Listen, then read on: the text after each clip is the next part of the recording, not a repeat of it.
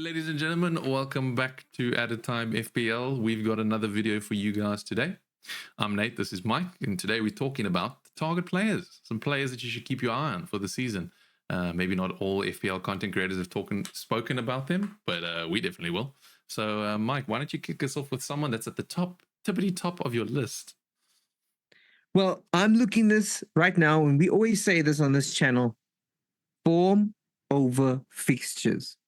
We saw it last season. The FDR means, and we just did a video on the FDR, but it means nothing when your form is, for lack of a better word, crap.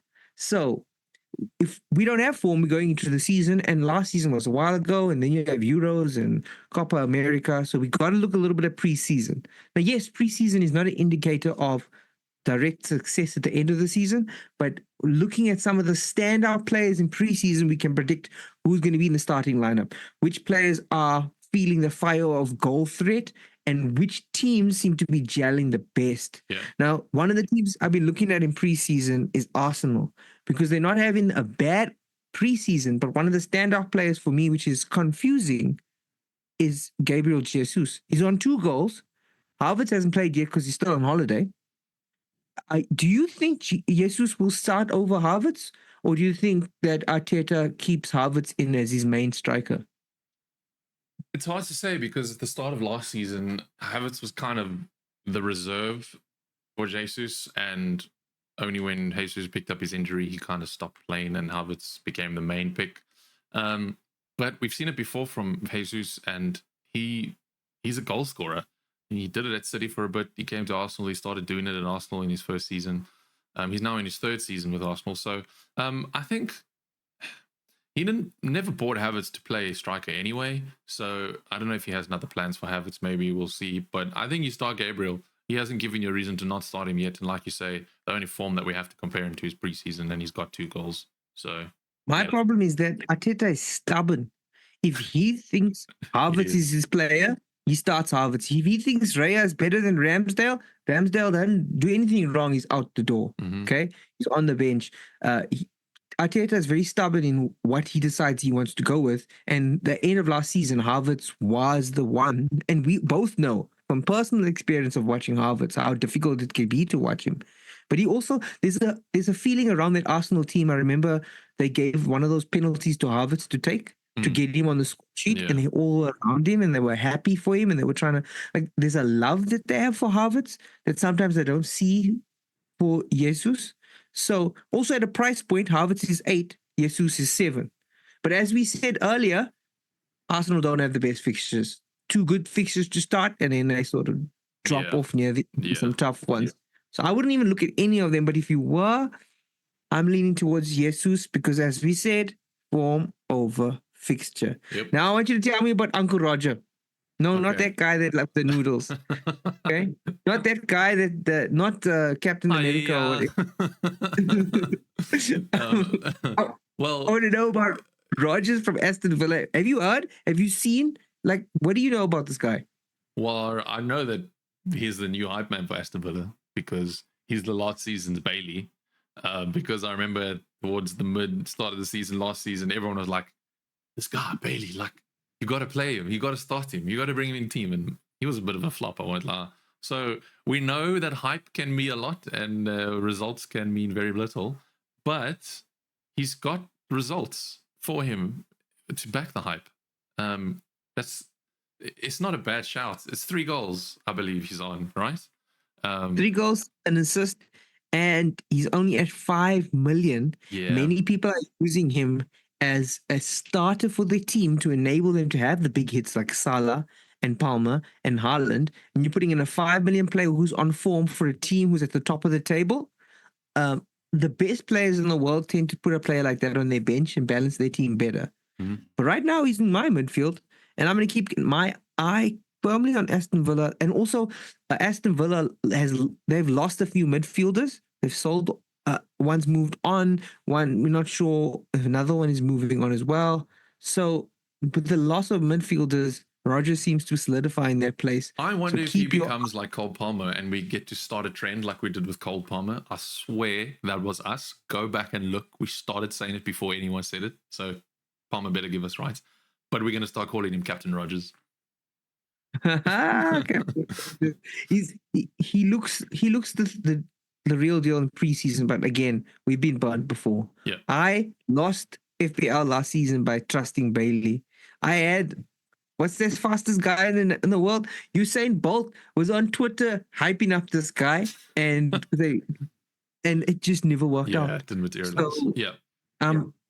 I'm worried about We that. have Now, to another team I take a put look. my eye on, and I see a lot of people having their team, and you even have some stuff to say about Pedro earlier. But Brighton don't have the mid-table fixtures, not the worst, not the best, but they have some options. Tell me about why you got Pedro in most of your picks up front. João Pedro is just someone that has been quite solid for Brighton when he's played. I know he's not hauled all the time, but he's just a name that people seem to enjoy.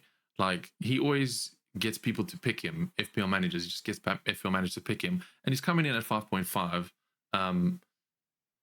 But having said that, the more because he's initially in my first draft, but the more I look at who else is out there, the less pool he has in my team, which leads me to a last season pick that we kind of capitalized on for a little bit, but not much, because that's when his form started dwindling, who has got a goal now in preseason already, and that's a Dringa in the midfield. Also a very cheap player. I think he's still 5 mil.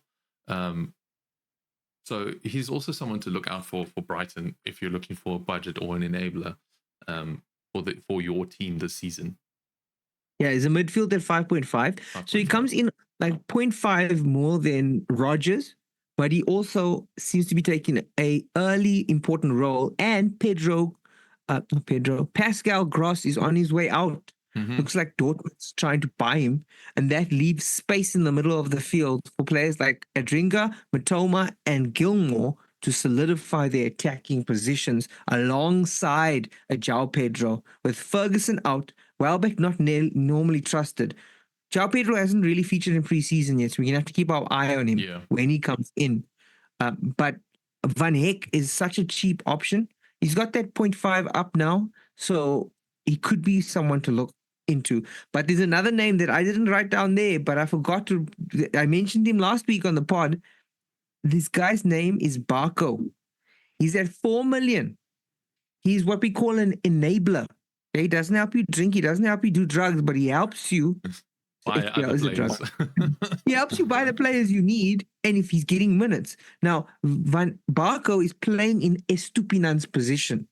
Estupinan is FPL pedigree, okay? He's the legacy there. Even though it's only like 2 seasons, he's got such good attacking returns. But if Estupinan is injured and Barco starting in that position for 4 million, he has to be on your bench as an enabler, right? Yeah, I agree. At that price, he's hard not to look at. If he's starting for an attacking team, and on top of that, I mean, if you're starting with Haaland, Palmer, and Salah, you have no money. I'm sorry. You're like one of those guys who you earn enough money and you get yourself out, but you can't afford to pay rent. Or you live at home. I don't know. But like you don't have money. You might be starting Barco as your 3 defenders at the back. So keep an eye on him. While you're on the trail of enabling defenders, there's someone that I had in my first draft from Southampton that I see you've written down, and it's made me interested to see if you're planning to bring this person in. Another 4.0 million defender who's got some good fixtures to start off the season with Southampton is Taylor Harwood-Bellis. I don't know if that's how you say his name. I think it is Bellis. But I think I'll just call him Harwood. Make it easier. Not Haaland, Harwood. He's got Newcastle to start. But after that, he's got Forest, Brentford, United, which is okay, and then Ipswich and Bournemouth. So over the long run, he's got a much better run of fixtures. He's also currently 14.9% owned, so clearly people are watching him. I'm sure a lot of other FPL creators are talking about him. But if we're talking about enablers, there's not many at that price anymore. So the ones that are at formal, you got to find out who's doing the most minutes because they'll increase the quickest, and who's on average can give you some points. But like you say, you don't pick an enabler to haul. You pick an enabler to enable you to buy other players. So yeah, he's in my team because not only is he on the score sheet, he was in the championship. He played. He was there. He was consistently picked. and Southampton. I know we did a video where we pulled up the top 5 teams. We looked at Fulham, Liverpool, Newcastle, Crystal Palace, and Man United as the top 5 teams to target. If we did a 6th team, that team would be Southampton. Yeah. So Southampton, I've got really good fixtures. Howard and Barco, if they're starting the season, either they're starting on my bench, and if I don't have money, they might actually be in my starting 11. Yeah. But now I want you to tell me about this team, the one that keeps us up at night, the one that you don't. It's unlike United, you know what to expect, which is nothing. We haven't won a trophy for 2 seasons, which is the first time since in a long time that we've gone 2 seasons without silverware. Who do you target in Chelsea? Because their preseason so far has been poor. Well, poor. there's only one man, and it's Christopher Nkunku. Yeah, he's cooking, eh? We sang his praises last season. We said that if he just needs to come back and he'll help us. He kind of did. And he got injured in preseason. He got injured in preseason, and it kind of ruined the start of our season. But he's got 2 goals in his last 2 games for Chelsea so far, although being defeats and a draw. You can't knock a player for the team. That's why Cole Palmer was picked, because Chelsea was bad, but he wasn't. So I think Nkunku could be that pick for those that can't afford Palmer. If they're wanting another alternative into Chelsea, it's definitely got to be Nkunku. Considering he's also now a midfielder. Last season he was listed as a forward, so he's also changed. So if you can't afford Palmer, look at the Frenchman.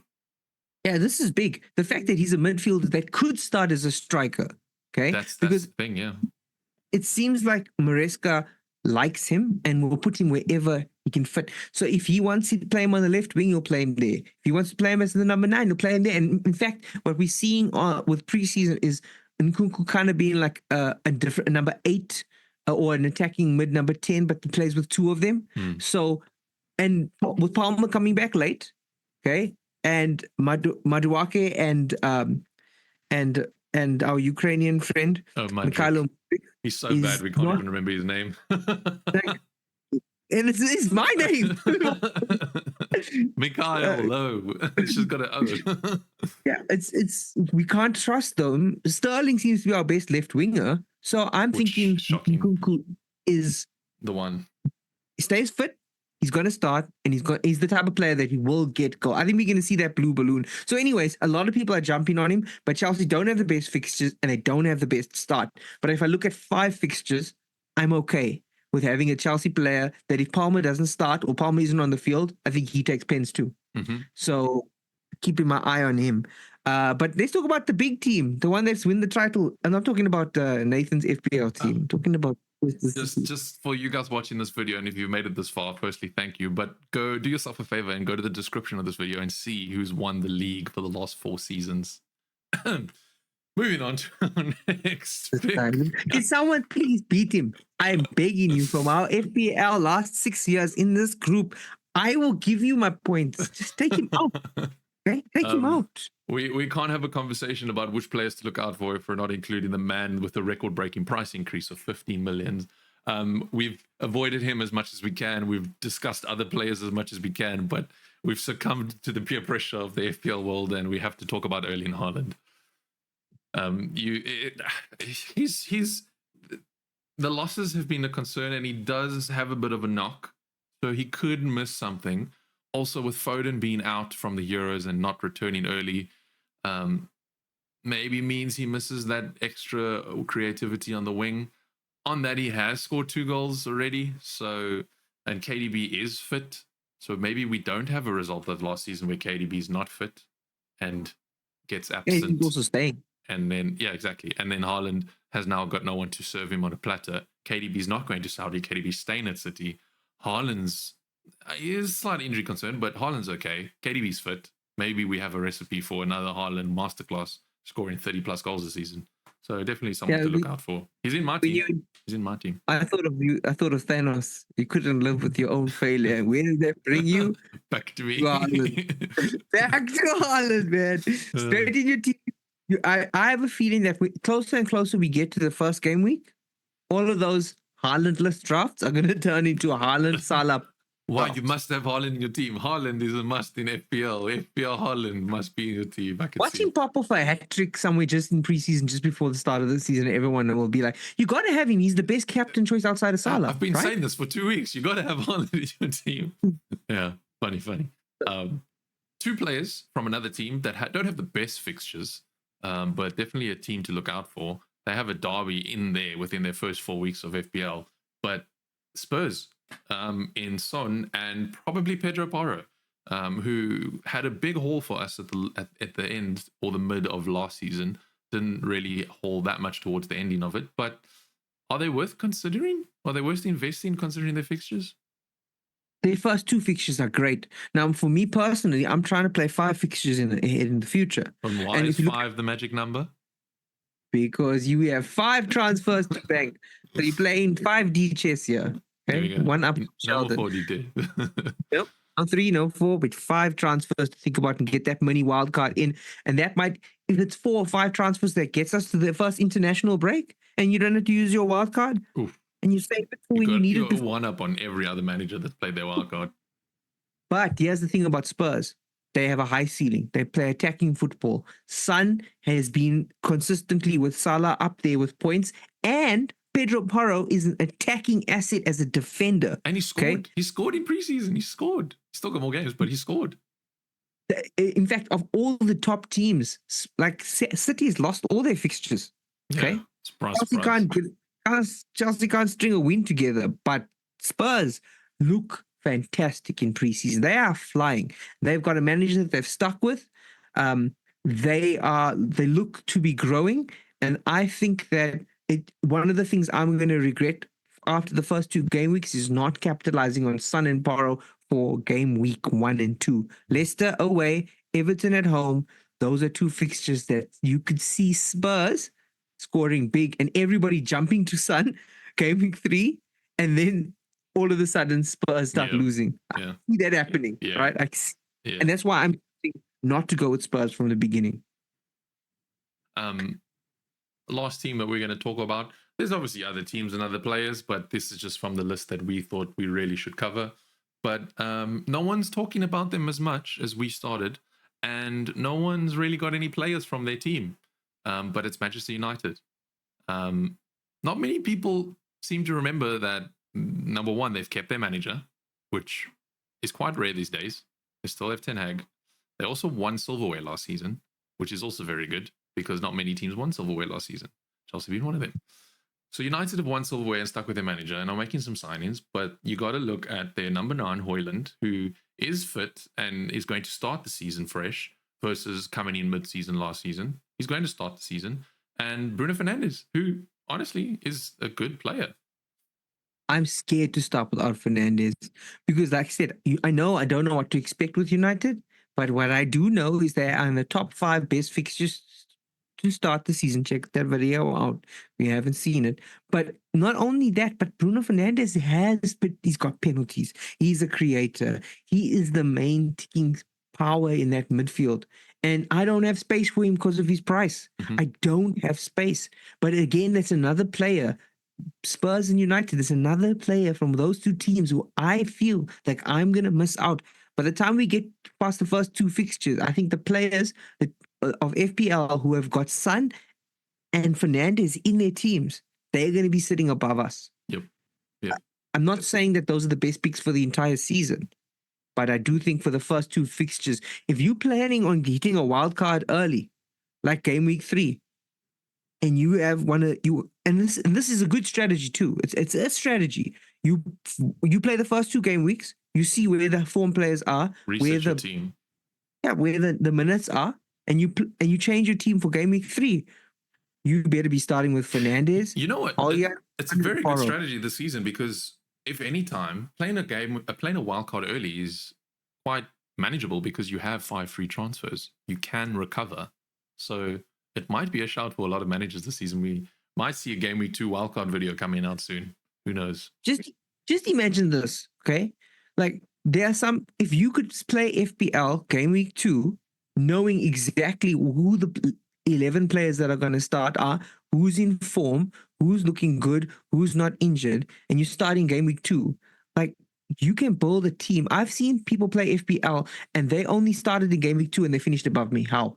Because they had all the information from game week 1 to build a team for game week 2, which we don't have. And imagine if you do add to another game week on that and you play those Spurs and Man United players for the first 2 game weeks, and then you build your team and you leave out Chelsea and you leave out Palmer for that, even a game 1 team and you wildcard, because you leave out Chelsea players, you leave out Man City players for that first tough game, right? And all of a sudden by game week 2, you've had all the Spurs and Man United players, and now you bring in Haaland and Palmer and they start scoring points. Like, it's an insane strategy. Yeah. Could work. I personally don't think I'll do that. I'm just saying. But good idea. It's a good idea. But on that note, that concludes today's segment. If you've not seen our 5 best teams to target, that video will be over here for you to click. If you've not seen our 5 teams to avoid, that'll be over here. So definitely go check those out. Let us know what you guys think. Let us know if there's any players that you're watching so we can cover them. We'll be back next week with some more content in the lead up to preseason. I've been enjoying this little preseason build up. It's been fun. I think we're discovering some little nuggets, if I can say it. And we're trying our best not to do a Haaland draft, a non-Haaland draft, because there's so many out there. Yeah, just something different. Between that. So we're trying to do some different stuff for you. Hopefully we're being useful and we can help each other build our teams and take this game to the next level. And one of us is going to finish in the top 1,000 one day. Yeah, feel it. That's the goal. We want that trip to England. Well, I'm already here, but we want that trip. But yeah, thanks so much for watching. Don't forget to subscribe if you haven't already. Leave a like on the video. Check out the other content that we've posted this week. And we'll see you guys next week. Yeah, enjoy preseason. Cheers, guys.